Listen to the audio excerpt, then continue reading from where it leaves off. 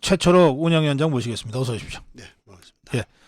예, 들어오시기 전에 제가 조금 전에 TBS 문제를 잠깐 전해드렸는데요. 네. 예, 사장이 사표를 냈고 또 2024년부터는 서울시의 그 지원이 일체 중단된다고 하는 네. 조례 폐지안도 오늘 본회의를 통과했습니다. 그런가 하면 이제 오세훈 시장은 교통방송을 교육방송으로 바꾸겠다고 하는 안을 이미 내놓은 바가 있습니다. 예. 저는 이게 도대체 무슨 일인가? 전공법이냐 이게 과연 뭐 그런 좀 문제 제기를 이미 한 바가 있습니다만 이 TBS 처리 문제, TBS 사태 이거 우리 최초로 운영위원장 어떻게 생각하십니까? 우선은 고전에 이제 이 TBS의 현재 상황 문제를 조금 예. 언급하고 얘기를 하자면 예. 이게 사실은 교통방송으로서의 기능이 사실상 없다고 보셔야 됩니다. 지금은. 네. 왜냐하면 이 24시간 방송 중에서 교통 관련 방송은 7시대부터 약 6분 정도 방송합니다. 24시간 중에 네. 6분 정도 방송합니다. 반면에 정치 방송은 하루에 5시간 하죠. 출근 시간, 퇴근 시간, 밤 시간. 예. 김어준, 신상직, 또 주진우 이런 사람들 있지 않습니까? 나머지는 다 음악 방송이나 오락 방송이에요. 네. 그러면 교통 방송과 일반 방송 차별이 별로 없습니다. 그렇죠. 사실 교통방송, 교통 관련 정보라 그러면 YTN 같은 경우에 보면 YTN 라디오를 보면 아침 6시 57분대부터 밤 9시 이제 57분까지 마이크를 조금 더 당겨서 9시 7분까지 네. 매 시간 3분 단위로 교통방송을 합니다. 교통 소식을 전해요. 네. 거기에 비하면은 이거는 사실상 뭐 교통방송이라 비교할 수가 없지 않습니까? 그래요. 예. 그런 기능이 없는 데다가 뭐 정관에 또 교통방송이 돼 있습니다. 그러면다 방송은 아주 정치적인 편파 방송을 하지 않습니까? 네. 전 국민이 다 알 수 있도록 편파 방송을 하잖아요. 그럼 이 방송사의 존재 이유가 없는 겁니다. 서울 시민이 왜 봐야 될 이유가 없는 거예요. 그렇지 않습니까? 서울 시민을 위한 방송이 아니지 않습니까? 자, 그러면 이걸 이제 어떻게 바꿔야 될 거냐는 문제인데, 네. 그 우리가 서울 시민들에게 기여하는 공적인 방송으로 바꾸자는 문제인데, 네. 지금 앞서 우리 고 박사님 말씀하셨지만. EBS 사장이 사의를 표시한 게 사표를 낸 건 아직 아닙니다. 오늘 사표를 냈다 하더라고요. 그렇습니다. 예. 오늘 오후에 사표를 제출했답니다. 예. 예.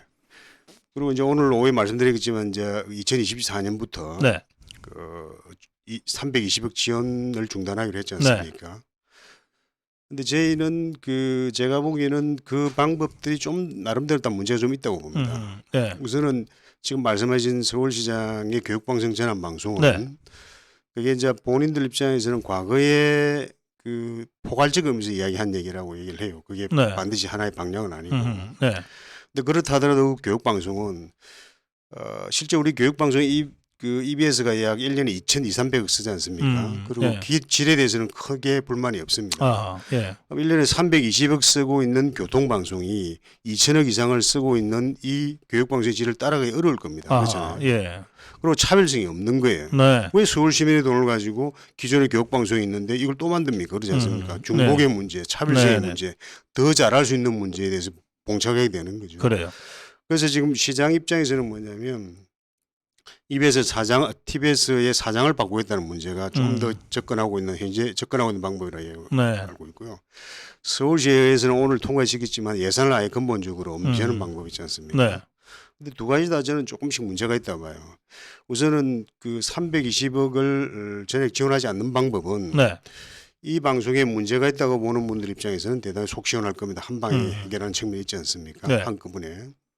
근데 문제는 이런 측면도 있습니다. 그러면 이 320억을 쓰지 않는 돈을 어떻게 서울 시민들이 좀 더 효율적으로 효과적으로 쓰냐에 대한 대책이 좀 없는 거예요.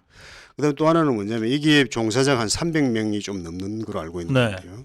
이 사람들에 대한 대책도 근로자지 않습니까? 이것도 좀 없는 거예요, 사실은.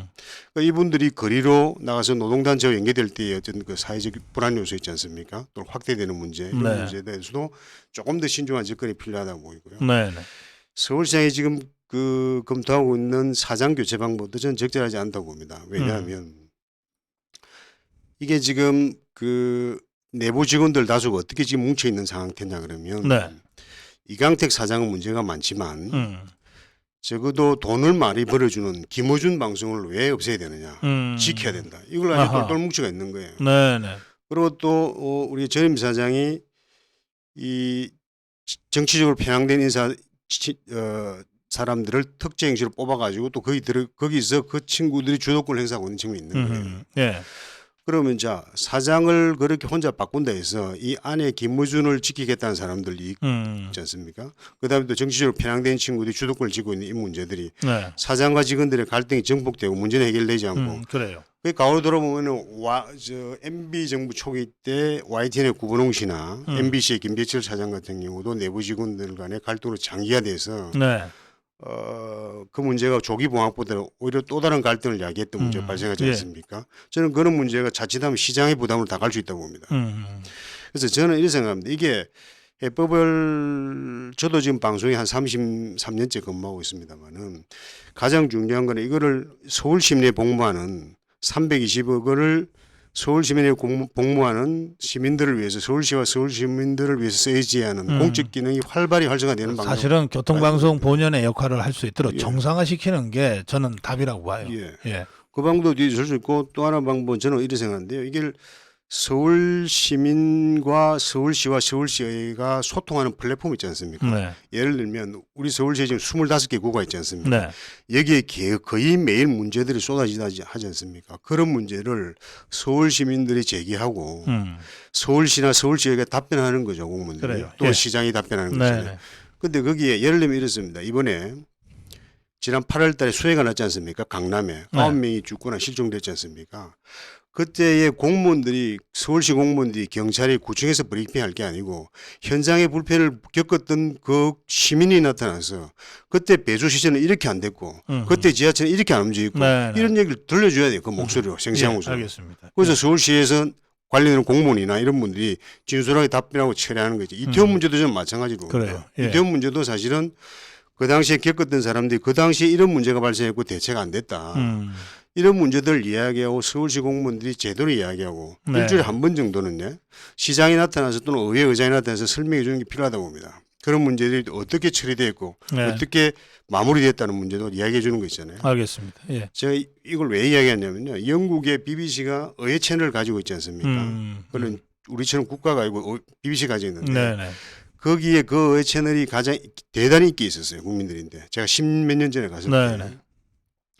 영국에서 발생하는 문제를 시민들이 전문가들이 또는 여야 정치인이 나와서 수장이 답변하려고 하는 거예요. 일주일에 한 번씩. 근데 그게 각본에 짜서 하는 게 아니고 진짜 있는 얘기를 그대로 이야기하고 네. 어떤 경우는 애드립으로 나오는 얘기들을 적극적으로 답변하고 못할 때는 다음에 쭉 얘기하게 돼서 네. 진지하게 답변하고 응답하는 구조 있지 않습니까? 네네. 그런 플랫폼으로 갈 때 알겠습니다. 예. 저는 이 성산이 있다고 봅니다. 알겠습니다. 예. 예. 그래서 이게 지금 TBS 문제가 언뜻 뭐 그냥 꼴보기 싫으니까 없애면 되는 문제처럼 이렇게 생각할 수 있는데 그런 문제가 아니다. 네. 진짜로 서울 시민들에게 도움이 되는 방송으로 정상화시키는 방향으로 이 문제를 좀 풀어가야 된다. 이제 이런 취지의 말씀으로 제가 듣겠습니다. 뭐 고용도 그렇게 예. 일부분 수용될 수 있겠죠. 네. 네. MBC 지금 광고 중단 문제가 있는데요. 네. 지금 그 MBC에 대한 그 여러 가지 지금 그 압력 운동을 지금 하고 있지 않습니까? 네. 광고 중단 촉구 운동은 지금 하고 있죠. 네. 네, 그건 지난주부터- 성과가 좀 있습니까? 지난주에 이제 시작을 했고요. 네. 이번 주에는 그 내부 정비가 좀 필요해서 네. 준비하는 단계고 다음 주부터 이제 매주 1회씩 삼성전자 본사 앞에서 진행을 하게 됩니다. 왜 삼성전자 본사입니까? 그 삼성전자가 삼성이 MBC에 가장 큰 광고주입니다. 가장 큰 광고주고 그래요. 예. 또 MBC 광고의 상징이라 할 수 있는 8시 유수 그 15 있지 않습니까? 그 상징성 그 유수에 대한 유수라면 신뢰지 않습니까? 그 상징성을 드러내는 그 15 방송을 또 삼성이 하고 있습니다. 그래서 예. 여기는 그런 부분에 대해서 MBC에 대해서 그렇게 광고를 대대적으로 또 상징적으로 네. 밀어주는 게 적절하냐에 대한 의문은 삼성부터 가져야 된다 생각해서 저희들이 하고 있습니다. 그 광고 중단을 그동안 이제 광고주가 기업일 텐데 대부분 예. 이 기업들에게 MBC에 대한 광고를 중단해 달라고 촉구하는 지금 예. 그 요구를 하고 있지 않습니까? 당부하는 거죠. 예. 혹시 기업 측으로부터 무슨 답변 들어온 게 있습니까? 아직은 답변이 들어온 건 없고요. 네. 저희는 뭐 그거를 이렇게 봅니다. 이게 삼성전자와 같은 경우는 이제 대기업이고 네. 현대든 SK든 네. LG든 그렇지 않습니까? 사회적 책임들을 가져야 되는 기업으로 저는 인식을 합니다. 본인이 네. 그렇게 느끼게 되고 국민들과 소비자와 함께 가는 기업 있잖아요. 그러면 그런 대기업들은 우리 사회를 위해서 조금 더 긍정적인 영향을 끼치는데 기여해야 된다고 봐요. 네. 그런데 한국에서 지금 가장 지금 불공정 편파 방송으로 또는 특정 당의 치우친 방송으로 공영 방송 같지 않은 방송으로 얘기되고 있지 않습니까? 예. 또 국민들 간의 갈등을 야기하는 방송으로 얘기되고 있지 않습니까? 이런 방송을 상대로 네. 대기업에서 그렇게 광고를 밀어준다는 부분들은 부적절하다고 보여지는 거죠. 알겠습니다. 여기 광고하면 불매운동, 네. 그 기업의 상품을 불매하는 불매운동을 벌이면 광고주들이 압박을 받지 않겠느냐 이런 의견이신데요. 그래서 저희가 이제 이 부분 지금 단계는 광고주들을 상대로 자발적으로 이 운동에 동참을 해달라고 호소를 하고 있고 네. 이게 수용되지 않을 경우에는 광고 제품 지금 정책께서 말씀하신 대로 네. 제품 불매 운동으로 나갈 생각입니다. 제품 불매 운동까지 나갈 그 각오로 돼 있다. 예. 예. 저는 알겠습니다. 공정 언론 환경을 구현하기 위해서 굉장히 중요한 운동이라고 생각합니다. 이런 운동 예. 자체가요. 그렇죠. 소비자가 안 사면 네. 그건 가장 직접적으로 그 기업에게 그 압력을 가하는 행동이 될 테니까. 근데 이런 측면도 있습니다. 이게 과연 효율성 면에서도 이 광고가 맞느냐는 측면도 의문이 들어요. 어허. 왜냐하면 MBC 8시 뉴스의 그 시청률이 지금 4~5%거든요. 네. 신자 수로 따지면 약 50만 명 전후입니다. 이걸 지금 뭐 고발사님 유튜브도 제가 알기로 60만 명이 넘지 않습니까? 76만 명입니다. 그렇잖아요. 예. 그럼 50만 명, 60만 명, 그다음에 지금 80만 명, 110만 명 유튜브 들고 있는데 예. 무슨 그런 4~5%에 불과한 시청률대의 방송사를 해서 삼성전자가 본사가 나와서 최대 광고주가 되는 겁니다.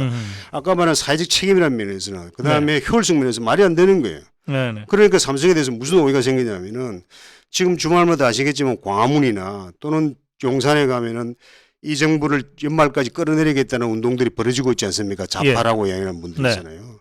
그래서 과거에 세월호 사태를 보거나 광우병 사태를 보면 그게 가능하다고 본다는 거예요. 일부 사람들은. 네. 삼성이 그런 걸 염두에 두고 이중적으로 양다리 타는 거 아니냐는 아하. 그런 시각들을 던지고 있는 거예요. 그게 사실 여부는 떠나가지고 네. 왜 그런 오해를 세계적 글로벌 기업이 그런 오해를 삽니까? 그렇지 않으면 다른 이유가 있지 않다면 효율성 면에서 사회적 책임이라면서 이해가 안 되는 거예요. 그거. 그래요. 알겠습니다. 그 MBC 얘기가 자꾸 나오는데 법인세를 누락해서 520억 추징금을 국세청이 이제 물렸는데 네. 이것도 저 국세청 통한 MBC 탄압이라고 MBC 측이 네. 이렇게 주장하고 나섰어요. 네. 근데 이제 그 보도가 나왔을 봤을 때 네. 만약에 그게 사실이 아니면 MBC에서 뭐 고발을 하든 고소를 하든 그래야 예. 되겠죠. 근데 네. 거기에 대해서 반박한다 그랬지 고발한다는 얘기는 아직 없지 않습니까? 그래요? 예. 그러면 지금 얘기 MBC 내부 직원들이라면 또 국세청에 하면 그 500억 안에는 탈세도 있지만 자회사 분식 계획 등도 있다고 그래요. 예. 그리고 또 법인세 또 업무 추진비 탈루 문제도 있고. 네, 업무 추진비를 현금으로 받아간 게 한 20억 가까이 된다고. 네. 박성재 사장을 비롯해서. 그러니까 예. 이 방송은 어떤 방송이냐면 MBC는 방송은 극단적인 특정당 편파 방송이에요. 경영은 부도덕한 거예요. 그렇지 않습니까?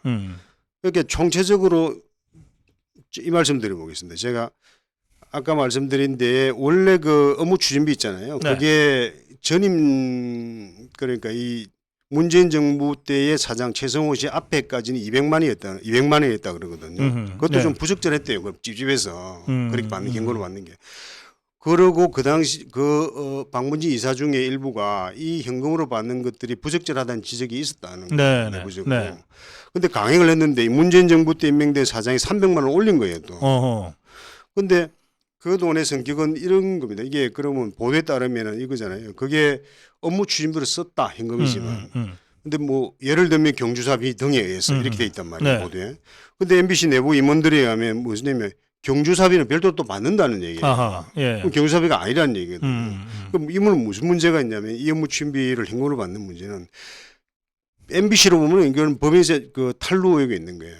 왜냐하면 이거를 이익으로 남기면 법인세를 내야 되지 않습니까? 근데 이걸 비용 처리한 거잖아요. 그렇죠. 탈루가 되는 거잖아요. 그다음 개인 입장에서 보면 이건 생활비로 받았다 그러면 그런 성격으로 지금 의혹을 받고 있습니다. 네. 근데 소득세를 안 낸 거잖아요. 그렇죠. 업무 추진 받았으니까. 그럼 개인 탈세가 되는 거예요. 이 양쪽에 걸리게 돼 있는 문제입니다. 사실. 네. 그러면 MBC에서는 뭘 입증해야 되냐면 이걸 법인세로 업무 추진을 썼으면 업무 추진비로 썼다는 증명서를 내놔야 될 겁니다. 그렇죠. 그러니까 MBC 현금으로 썼다면 현금 영수증이라도 내놔야 돼. 그렇죠. 그 업무 추진비 썼으면 공적으로 쓴 거지 않습니까? 그렇습니다. 공적으로 쓴 증거를 내놓으셔야 될 겁니다. 그렇죠. 근데 아직까지 못 내놓고 있습니다. 그래서 제가 이거 논평하면서 박성재라는 자가 한 말을 제가 그대로 돌려줬어요. 네. 딱 봐도 100만이라고 그랬잖아요, 그 자가. 예, 그러니까 딱 봐도 도둑질이네. 뭐 그런 의혹을 받고 있는 거죠. 예. 안 그러면은 지금 다른 기업들 저희 같은 KBS 같은 경우는 오래전에 지금 다 그 카드 있지 않습니까? 네. 그런 업무 추진비 그걸 다 전환돼 있거든요. 그렇죠. 예. 그게 훨씬 투명하지 않습니까? 국세청도 그렇고 모든 데서 거래를 그 카드로 해서 근거를 남기라는 얘기거든요. 왜 그렇습니다. 여기만 안 합니까 지금? 네. 대부분의 중견기업 이상을 다 지금 카드로 전환했는데. 당연하죠. 예. 자, MBC 전용기 탑승 불허를 탄압이라고 MBC가 네. 계속해서 주장을 하고 있는데 이 문제는 어떻게 보십니까? 저희는 이렇게 봅니다. 저는 거기에는 한 세 가지 관점을 한번 들여다볼 수 있는데 네. 하나는 과연 이게 탄압이 적당하냐 문제고, 그다음에 이게 공적 공간에 대해서는 이 취재 자유를 보장해야 되는 문제 있잖아요. 그다음에 헌법 가치 침해냐 이 관점에서 보면 이 타당성 문제는 저는 이게 오늘 발생한 문제가 아니고 과거에 그 2012년이죠. 문재인 네. 정부 때 2012년 문재인 대통령 후보 때 시절입니다. 대통령 후보 시절. 문지당이었어요. 그 당시에 영남일보하고 매일신문들이 각자 편파 보도를 했다고 해서 한 30여 건의 각각 편파 보도를 했다는 이유로 네. 민주당 출입을 거부를 결정하고 발표한 적이 있었어요. 문재인 대통령 문재인이가 대표할 때. 그렇죠. 예, 예. 그렇죠. 근데 그 편파 보도의 내용이 뭐냐면 제목을 악의적으로 불리하겠다는 거고 사진 이미지를 그렇게 했다는 내용입니다. 예. 지금 MBC에 보면 비교도 안 될 거거든요. 그렇게 그러네. 해서 예. 취재 제안을 했다는 거예요. 취재를 실체했습니다. 기록 남아 있어요. 취재 제한을. 예. 취재를 못하게 거부한 거죠. 거부를. 취재 거부네 그거. 그렇죠. 예. 편의 제공 거부가 아니라 취재 거부네. 그럼요. 네. 그다음에 또 2018년도죠. 네. 잘 아시겠지만 남북 고위급 정상회담 때는 그때요. 예. 그 기자 한 사람. 그때는 조선일보 기자를 아예 북쪽으로 넘어가서 취재를 해야 되는 거를 아예 거기 공동 취재단에 배제시키지 않습니까? 취재단에서 뺐어요. 이번 조치는 뭐냐면 전용기를 타지 말라는 거지 다른 비행기 다른 수단을 통해서 들어와서 취재를 오픈해놓은 거잖아요. 취재 제한한 건 아닙니다. 그렇죠. 근데 네. 이거는 지금 공동 취재단 같은 경우나 대구메일 같은 경우는 아예 취재가 못하게 막은 거예요.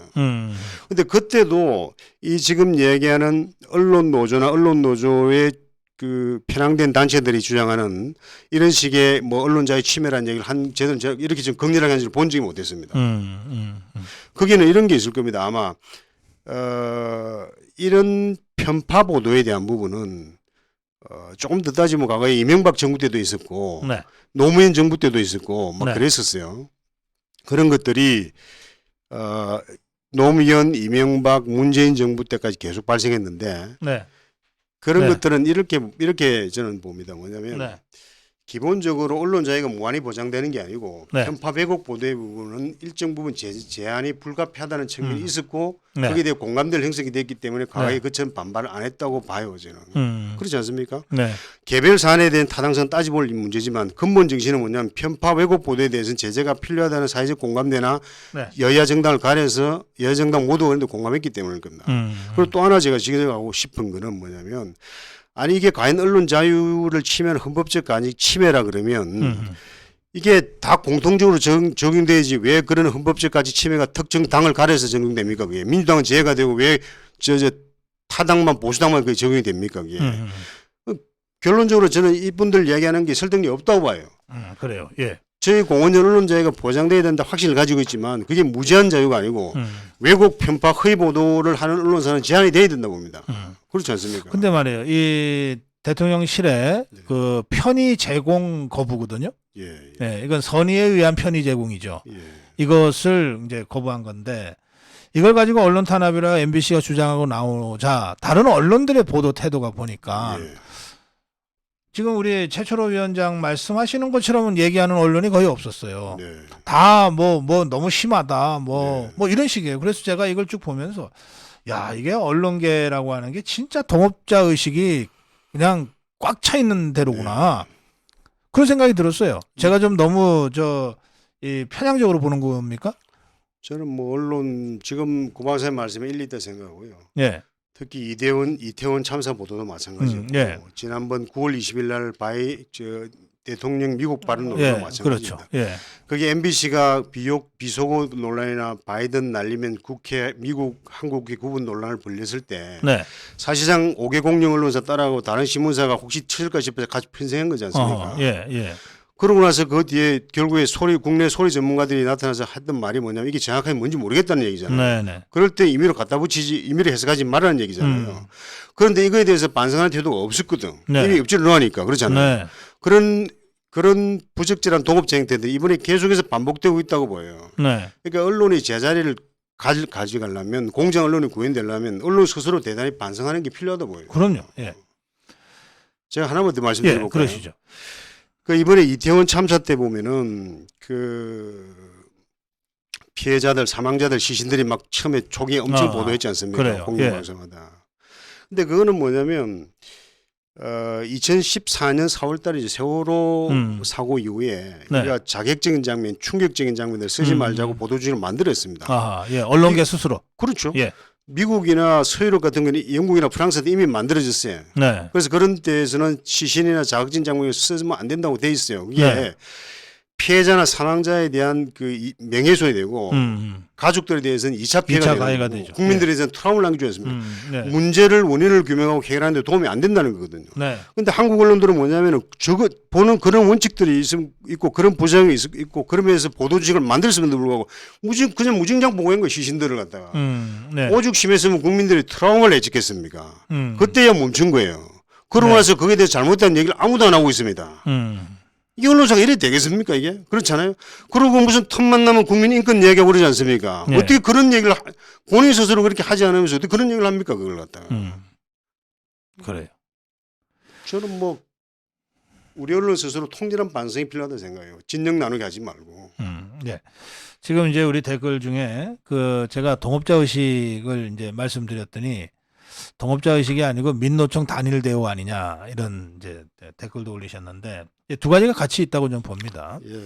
민노총이나 이 언노련이 세지 않은 이 곳에서도 그런 동업자 의식이 보이는 네. 것이고 동시에 언노련이 강력하게 장악하고 있는 언론은 뭐 단일 대우로 예. 움직이는 것이고 이 두 가지가 같이 섞여 있어서 제가 그 그렇게 점을 봐야 이제 되겠군요. 지적을 한 예. 겁니다.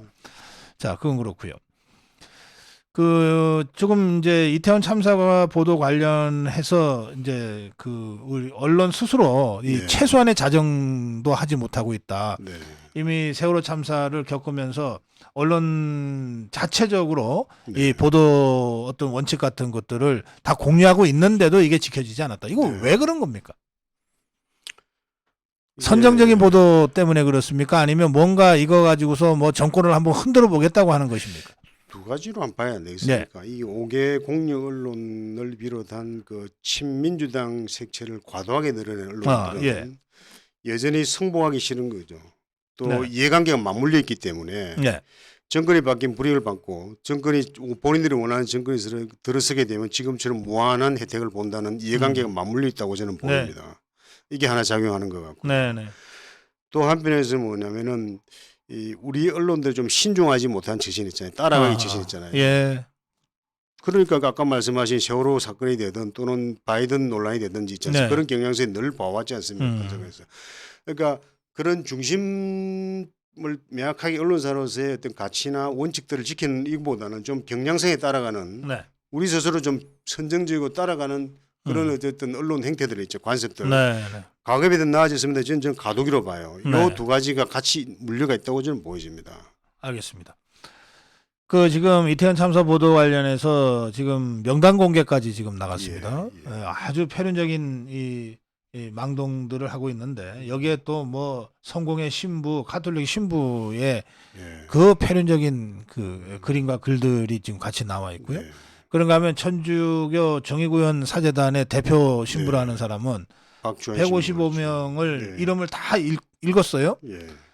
그래 놓고서 이게 비판이 오니까 사람 이름 부르면서 기도하는 게 폐륜이라면 100번 1000번도 더 기도하겠다. 예. 이런 주장을 지금 굽히지 않고 있거든요. 예. 이 문제는 우리 위원장님 어떻게 보십니까? 그 문제를 좀 이렇게 그 최근에 SBS의 주영진 네네. 있잖아요. 뉴스 네네. 브리핑. 그걸 네네. 엮어서 좀 설명을. 그러시죠. 예. 저는 그렇게 좀 이해를 하고 있는데 네. 그 통상적으로 대통령 부부가 해외 외교 때문에 나가게 되면 네. 그 우선 깔리는 음악들이 좀 밝은 음악들이잖아요. 그렇죠. 저는 뭐 좀 행진곡풍이라든지. 예, 33년 동안 방송하면서 네. 그런 걸 봤지 지금처럼 그 피날레 그러니까 최후의 음악 있잖아요. 어, 끝나는 분위기에 음악을 장송공첩 트는 건 처음 봤습니다. 그러고 나서 이제 그 자막이 뭐가 나오면 자 마지막 날 다시 보지 못할 건데 뭐 이런 거 내는 거 대통령 나가는데 글쎄 말이에요. 예. 그것도 흑백 가문을 처리해놨지 않습니까? 어. 그리고 이제 그 안에 논란이 뭐냐 한 2분 동안의 방송이었는데 그 영상이 네.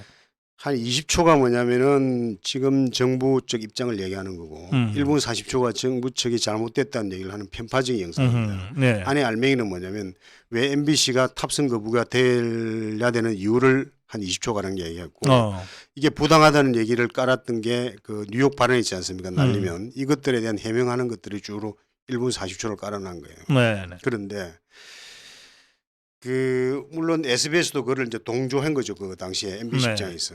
근데 그 내용을 보면서 뭐가 연상이 됐냐면 이게 왜 저 영상을 마치 그 무슨 사고가 났은 것처럼 근데 이게 어느 날 어느 순간에 보니까 성공의 신부하고 카톨릭 신부들이 나타나 가지고 축을 하는 거예요. 그 메시지 뉘앙스하고 이거 비슷하지 않습니까? 예. 그 비행기가 출항했으면 좋겠다는 거 아닙니까? 그리고 이건 또 휘날레 장송국 비상 깔아놨잖아요. 자목도 다시 못 볼 거라 해놨지 않습니까? 그거를 한국 방송사에서는 그런 경우는 처음 봤습니다. 저는. 근데 이게 어떻게 저는 이해를 했냐 그러면 제가 과문한지는 모르겠습니다만은 이 5개 공영 언론사들이 선도적으로 조작 왜곡 방송을 또 편파 방송 하니까 부담스럽지 않습니까? 논쟁이 타겟이 YTN 뭐 얘기 나오죠. MBC 계속 뭐 얘기 나오죠. 그러니까 새로운 선수를 등장시킨 거 아니냐. SBS가 SBS를 SBS도 뭐냐면 거기가 노조가 언론 노조가 최대 노조로 자리 잡고 있는 곳입니다. 언론 노조의 영향력에서 크게 못 벗어나요. 문재인 정부 들어서 가지고 사실은 대주주가 그것 때문에 저 바뀌었지 않습니까? 그래요. 예. 언론 노조 출신들이 스스로 물러났죠. 경영권 장악한 거 아닙니까 실질적으로. 그러니까 그런 쪽의 영향들. 그다음에 이 다른 외곽 시민자들도 지금은 많이 표시해서 그게 편파적으로 내가 습관적으로 특정 당을 대변한다는 시민단체로 얘기 지키고 있는 자들이 대부분이란 말입니다. 네, 그렇게 지탄받고 있는 게 이제는 신부가 나타난 거예요. 근데 그 신부가 뭐냐면 천주교 정의구현 사재단이잖아요. 물론 과거에 강호병 사태 때부터 정의구현 사재단이 그런 허위 방송에 대해서 동조하는 입장을 취해 왔습니다, 사실. 네. 그런데 최근 이 문재인 5년 동안에는 그 이분들이 문제 얘기할 게 별로 없으니까 나타나지 않았지 않습니까? 네. 근데 새로운 인물들이 등장한 거예요. 그래서 어떻게 해석하냐면 일부에서는 이제 이 편파 왜곡 방송들에 대해서 선수들의 매서들이 계속 반복되니까 부담스러운 거예요. 그래서 새로운 새로운 얼굴들이 등장하면서 전선도 넓히고 이것도 좀 부담도 줄이자는 전략 아닌가. 저는 아까 말씀드린 그 이 신부 있지 않습니까? 네. 그분들 그렇게 좀 이해가 됩니다. 그리고 두 그래요? 분은 저는 이렇게 생각합니다. 저도 가톨릭 신자입니다. 그러시군요. 근데 하나님의 사랑을 죽으라고 예언하는 그런 신부는 저는 보질 못했어요. 파문해야 된다 생각합니다. 알겠습니다. 지금 뭐 대전교구가 대공민 제가 사과문을 파문이 네. 부적절하고 과다고 얘기를 주면 저는 그렇게 보지 않아요. 왜냐하면 어느 천주교 교리에 사람을 상대로 죽기를 바라는 그런 교리를 그런 하나님의 가르침이 그런 성경 규율이 어디 있습니까 그게. 그분은 천주교 신자가 아니에요. 신부가 아니에요 가르침이. 다른 자리에 가셔야 되는 거예요. 다른 자리에. 그렇지 않습니까? 신부의 자리가 안 맞다는 얘기입니다. 어떤 분은 제대로 가역한다고 얘기할지 모르겠지만 그분의 행동은 신부의 자리가 아닙니다. 네, 그렇습니다. 예. 그 박주환이라는 자가 소속해 있는 대전교구 카톨릭 대전교구에서 대국민 사과문을 발표하면서 정직 조치를 했습니다. 그러니까 신부 사제로서의 자격은 그대로 유지하도록 하는 조치를 했는데 성공회는 파문을 했죠. 네, 예. 그렇습니다. 예, 이 문제는 저 대전교구 차원에서 마무리될 문제는 아니다 저는 그렇게 생각합니다. 예, 오늘 우리 최철호 위원장님 여러 가지 언론 현안과 관련된 말씀을 쭉 해주셨습니다. 짧게 마무리 말씀 드릴까요? 저는 이 최근에 MBC 사태로부터 빚어져서 이제 옆으로 네. 확장되고 있는데요. 이 근본은 역시 우리 언론이 그 언론 본연의 자세, 그러니까 그 독립적이고 가치 중립적인 방송 있지 않습니까? 네. 성역 없는 방송, 성역 없는 보도, 이 원칙들, 그 원칙들의 핵심이 뭐냐면 결국 국민들, 시민사회, 국가이익 이런 거 관점이지 않습니까? 거기에 네. 좀 충실해주면 좋겠습니다. 음. 거기에 알겠습니다. 모든 문제가 해결된다고 보여요. 자꾸 특정 정치 세력하고 연계돼서 그 이익에 나의 이익으로, 방송사의 이익으로 네. 뭐 그런 식으로 무리해서 해석하고 행동하니까 자꾸 이런 시민의 갈등들, 국민들의 갈등이 만들어지고 부장이 만들어진다고 보여요. 반성하시고 고칠 노력을 하셔야 된다고 봅니다. 알겠습니다. 예. 예. 그리고 공언련, 공정언론 국민연대입니다. 공언련. 네. 최초로 운영위원장과 말씀 나눴습니다. 고맙습니다. 네.